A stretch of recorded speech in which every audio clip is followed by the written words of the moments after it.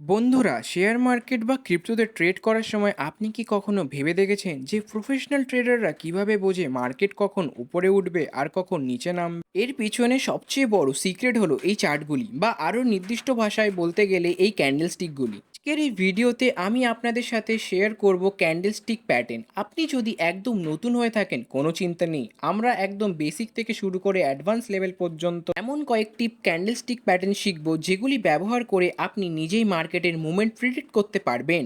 তাই ভিডিওটি স্কিপ না করে শেষ পর্যন্ত দেখতে থাকুন। আর হ্যাঁ, চ্যানেলে নতুন হলে এখনই সাবস্ক্রাইব করে বেল আইকন বাজিয়ে দিন।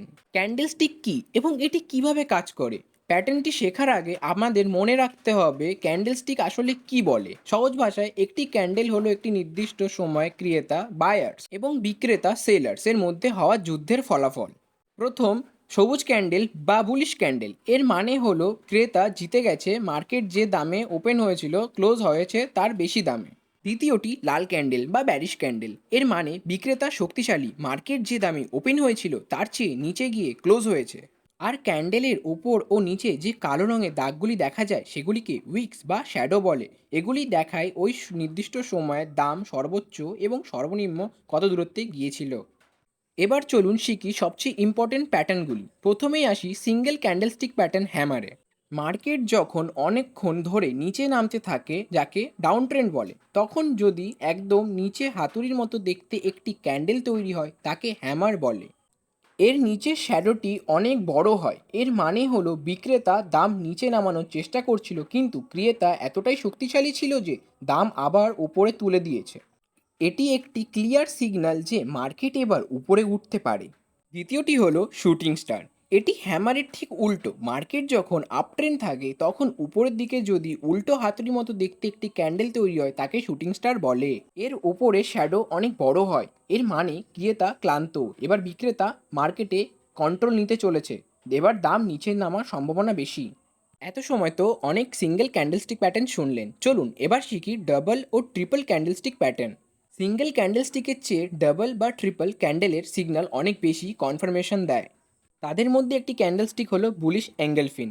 মার্কেট ডাউন ট্রেন্ডে থাকার সময় যদি একটি ছোট লাল ক্যান্ডেল তৈরি হয় আর ঠিক তার পরের ক্যান্ডেলটি একটি বড় সবুজ ক্যান্ডেল হয় যা আগের লাল ক্যান্ডেলকে পুরোপুরি ঢেকে ফেলেছে, তবে তাকে বুলিশ অ্যাঙ্গেলফিন বলে। এটি স্ট্রং আপ ট্রেন্ড সিগন্যাল। আজকের ভিডিও শেষ ক্যান্ডেলস্টিক হলো মর্নিং স্টার। এটি তিনটি ক্যান্ডেল নিয়ে তৈরি হয়। প্রথমে একটি বড় লাল ক্যান্ডেল, এরপর একটি ছোট সবুজ ক্যান্ডেল এবং শেষের ক্যান্ডেলটি একটি বড় সবুজ ক্যান্ডেল।